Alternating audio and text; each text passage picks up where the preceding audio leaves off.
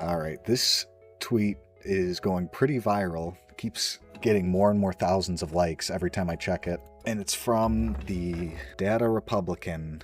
He says, "Hello, Miss Owens. You told millions of people that Tyler Robinson wasn't even there, that you felt confident stating that Tyler Robinson did not kill Charlie Kirk. He was on camera, prone on the Losi rooftop at 12:22, shot at 12:23, DNA on the screwdriver at 30 quintillion to 1, DNA on the rifle at 1.7 octillion to 1.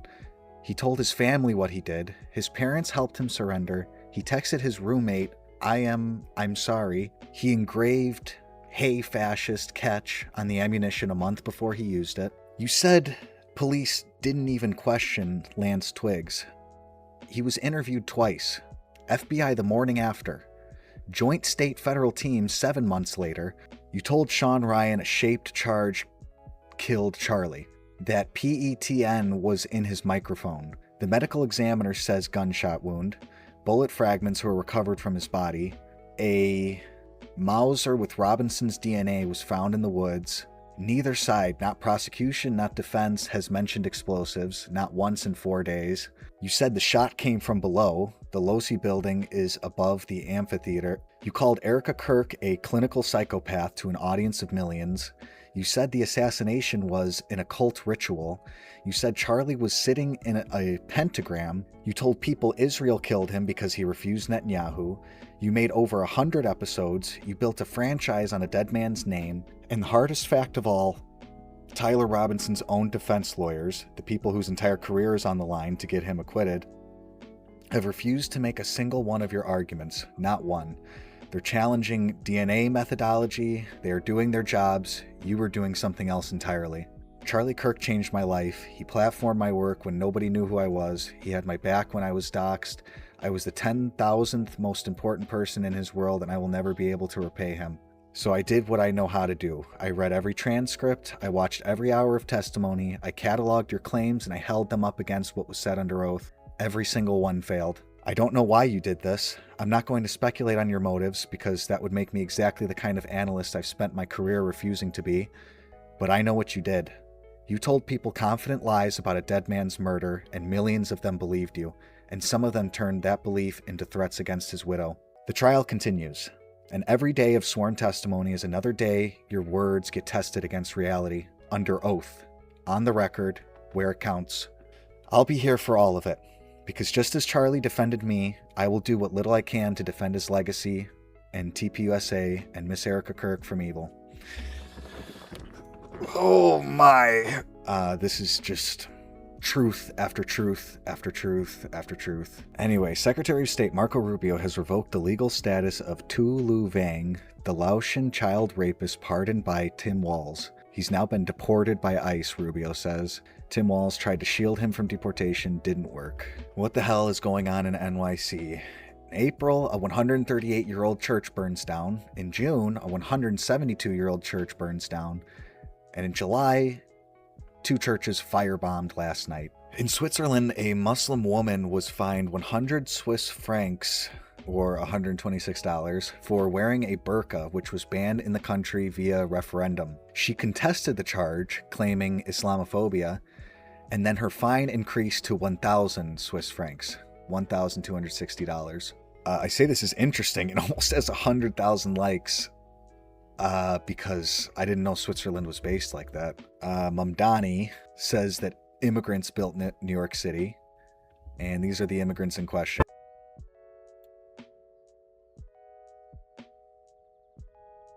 Not just skin color, but how they're all working and not burning American flags or flying the flags of the countries they fled from. This person is claiming that leaked messages between Asmongold and Emaru show him bragging about using the N-word with a hard R for his passwords, in addition to saying it all the time with friends. And I'm just realizing this now, that this is a Hassan fan account. But that's the source here, is a Hassan Piker fan account. Nobody's putting that into question. Of course, these are totally real messages, just because it says Asmongold, right? Oh, wow. I sure hope these aren't real, because Emaru looks really bad in these, in my opinion. Okay, so First, he types his N-word password, and it's censored because, if I even view the N-word with my virgin eyes, I may melt. So he types his N-word password and says, like, I'm talking really creative shit like that. Emaru says, screenshotted, just kidding. Well, someone screenshotted this, if this is real. Then he says, at a certain point, it wasn't even the word anymore, LOL. Everyone knows I said it, don't worry. An Emaru laughing emoji. Then Asmon says, I think I even have videos of me saying it. Emaru, really, lol? Asmon, yeah, like I have super bad stuff online and no one cares, lol. Emaru says, but Pokimane is a racist for her clips, but you don't try to act perfect, I guess. Pokimane's actually on video saying the N-word. This is just for fun with his buddies, using it as his password. Now that sounds like Asmongold doing the edgy, offensive thing that'll piss people off. It doesn't mean he's a racist. And Asmon says, yeah, that's why people hate her, not because of the words, lol. It's the fakeness 100%. Hassan, of course, replies to the Hassan fan account, just a circle jerk. He says, grown-ass man stuck being an edgy 14-year-old. And Tectone replies saying, I actually think Hassan's right about this one, guys. If anyone knows anything about 14-year-olds, it's Hassan. How is that brothel again, buddy? Tommy Robinson posted footage of life in the city of Aleppo, Syria, when the Christian population was 40% in 1956.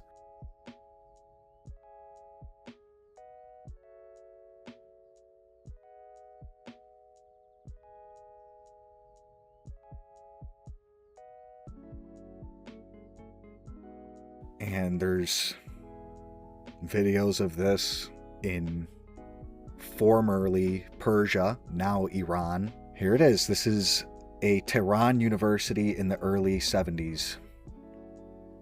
This is a comment under that saying, these are just some of the photos of what Muslims did to their own people in Aleppo, Syria. Not Israelis, not Americans, but Muslims did this to other Muslims. They are sadistic, cruel, and barbarous people who would think of nothing of slaughtering their own people to retain power. And let's not forget about the thousands murdered by the IRGC in Iran.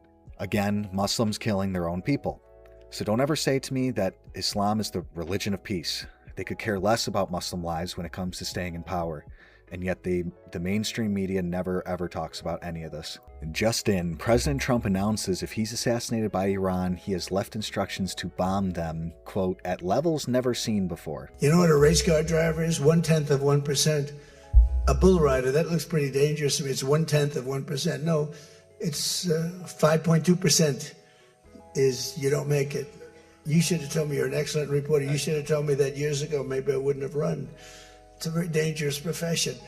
No, I'm number one on the kill list for Iran. They're lovely people. I'm number one. So I don't know. I can't tell you that, but I don't really care because I'm doing my job and I'm doing it, I hope, better than anybody's ever done it, because we have a country that's hot and really, really successful. But I mention it only because it's on the list. I mean, it came out. There was another list came out yesterday, and I'm number one on. I like being number one on TikTok better, but I'm number one on the list for killing. Meet Shannon DeShero, Assistant General Counsel for the state of Oklahoma. She went on an unhinged meltdown, appearing to threaten ICE and saying she will not comply. Conservatives really think they're doing something when they say just comply when it comes to ICE and United States citizens. And it just shows that they really just fucking chirp with no understanding of what they're talking about, because why the fuck would I comply with someone who has no jurisdiction over me? ICE has no authority and no jurisdiction over U.S. citizens. They do. So why the fuck would I comply with an order given to me at gunpoint by somebody who has no fucking authority to make that order? Because they're law enforcement and they do have authority. I'm not going to. That's the fucking thing. And an you can ICE do that, and you can just not do it. Like, you can refuse arrest. It's just, that's what she brings up about them having to pull the gun on you then and, like, get physical with you. Nobody wants a Renee Good situation or an Alex Preddy situation. Nobody wants that. At least not nobody on the right. We don't. You don't see it. You don't see anybody celebrating it like they do celebrate Charlie Kirk, like they do call for the death of our president. We don't want to see you guys suicide yourselves by cop. Just follow law enforcement. Follow the law. A reply to that is ICE has authority to arrest any U.S. citizen for breaking federal laws, which ICE is charged with enforcing. That's it. She should try smuggling narcotics or illegal aliens and then claim that ICE has no authority over her. She's a useful idiot. Oklahoma governor candidate T.W. Shannon confirms Shannon DeShero works for the Oklahoma State Bureau of Investigation and calls for her to be fired immediately. She was also recently featured in official Instagram posts by the OSBI. Another comment, Oklahoma needs to show her where California is. I just thought that was funny. It just sounds so southern.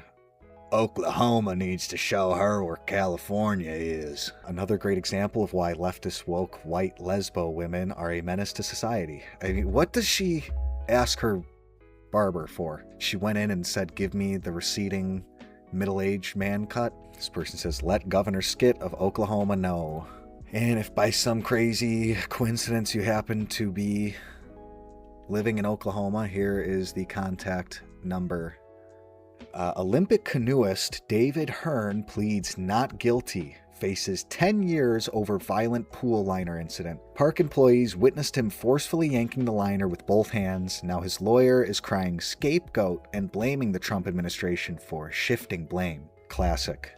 Janine Pirro laying it out straight. Accountability isn't scapegoating, it's the rule of law. No special passes for athletes or anyone else. I just love to see that story concluded. Just in, the Middle Eastern Muslim male who slaughtered an American woman who cozied up to him in Ireland is trying to flee to the Middle East right now, and a manhunt is underway. Irish police are desperate. This asylum seeker went to Europe, killed a white woman who went full pro-Palestine with him, then killed her. And this is why I love seeing videos like this, because of stories like that. Illegal alien criminal is released back onto the streets, and ICE agents step in and detain him right away. They are removing the worst of the worst every single day. Get back, get back.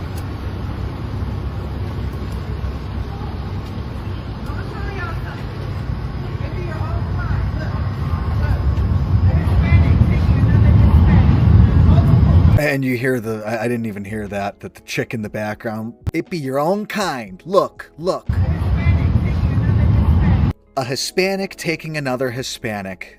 Just seriously, if anyone is like hearing this right now, understand, like if you're iffy about the whole left or right, or you're one of these people that says that Democrats and Republicans are just the same, two sides of the same coin, honestly think about this. These liberals are so out in the open about how racist they are. They only see you and me and everyone for their skin color, their gender, whatever disabilities they have. That's it. That's all they view you for. Benny Johnson posts that President Trump just launched a national crackdown on teachers accused of sexually abusing students. California could lose $50 million in funding. California's inability to penalize sexually abusive teachers could cost the state's schools some serious federal dough. The Trump administration is launching a nationwide crackdown on schools accused of shielding sexually abusive teachers, and California could lose $50 million in federal funding for failing to protect students. Secretary of Education Linda McMahon is expected to send letters to school districts nationwide Friday reminding them of their obligations under federal law to promptly investigate allegations of sexual abuse and harassment and prevent educators accused of abusing students from quietly moving to other schools, which is colloquially known as passing the trash. California appears poised to be one of the administration's biggest targets. The Education Department will also announce a new national enforcement initiative by opening 20 civil rights investigations into school districts whose federal data submissions suggest they may have failed to properly address sexual misconduct by school employees. 3 California schools across 2 school districts stand to lose nearly $50 million in Title I funding if they are ultimately found in violation of federal law and refuse to come into compliance. 3 California schools to lose $50 million. They need to find every single school that's doing this, obviously, in every single state. Now, this is quotes from Secretary McMahon. Our schools must protect America's children. Parents should never have to wonder whether their kids' school employs and protects sexual predators. Schools that receive federal funding have a duty to protect students, report sexual misconduct honestly, and follow the law. Through this initiative, we are holding school districts accountable because every child deserves to learn in a safe environment free from sexual abuse and harassment. And where does the left disagree with that? This is just, I don't even know what to think. So this is a Katy Perry TikTok, and who was that in the green shirt? He bounces by quickly. Is that Trudeau? It is. Comments under that, someone says, I prefer Justin Trudeau dancing around with Katy Perry over Justin Trudeau in charge of Canada. Just saying. True. This person says, can someone make a green screen of just Justin bouncing like a... I'm super lazy, but also super inspired. I ask for the same request. This is crazy.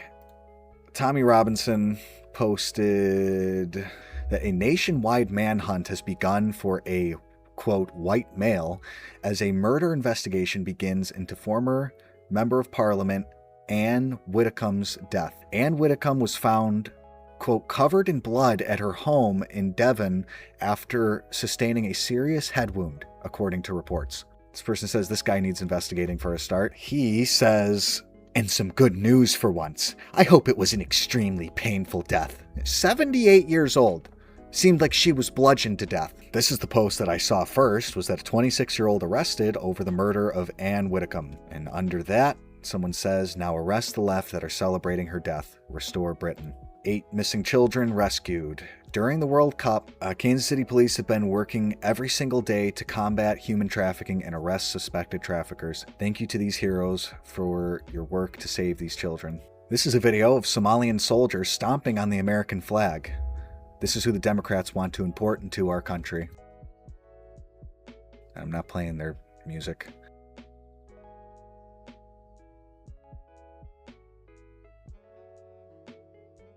That's the whole video. Somalia's Ministry of Defense says they arrested the soldiers caught stomping on an American flag. Yeah, you better. And this AI image perfectly encapsulates it. This person says they saw who's in the White House and suddenly remembered how to iron. Yeah. This person says, so when will Ilhan Omar release a statement condemning Trump and expressing solidarity with the Somali soldiers who stomped on the American flag? Libs of TikTok says any minute now. And the last post, second to last post, is that Muhammad is the top baby name for boys for the 3rd year in a row in England and Wales, according to official data. As they say in England, Allahu Akbar. Pete Hegseth said this. I knew Charlie almost from the beginning. I didn't know him well at the beginning at all because we were both young people starting organizations like this one. I was a part of Concerned Veterans for America. It was a veterans organization. So I was a new CEO running that, trying to raise money. And I came in contact with this 19, 20-year-old, I guess I would say kid at that time, Charlie Kirk. And I remember he told me about his new organization, Turning Point USA, and I thought, man, that's a terrible name. I'm just being honest, I thought it at the time. Little did I know, in God's infinite wisdom, of course, Charlie Kirk was the turning point for the USA. So that video, what he says at the end there is something that I say all the time. First being that Charlie Kirk's assassination was the turning point in not just this country, but this world. Made vigils and chanting, "We are Charlie Kirk," and not just saying it, doing it. There have been so many young people stepping up and educating themselves and being brave and doing what Charlie did. That's a turning point. I mean, we were already witnessing a turning point with a resurgence in Christianity, the biggest resurgence, I believe. So that's the first point that I want to get across. And God is the greatest linguist and poet. The name Kirk means church, originating from Old Norse and historically used to denote someone living near or associated with a church. And if you are a Christian, probably know that the congregation of Christians, that's what the church is. And Charlie Kirk's turning point assassination, like his name suggests, got more Christians to congregate, aka forming a stronger church.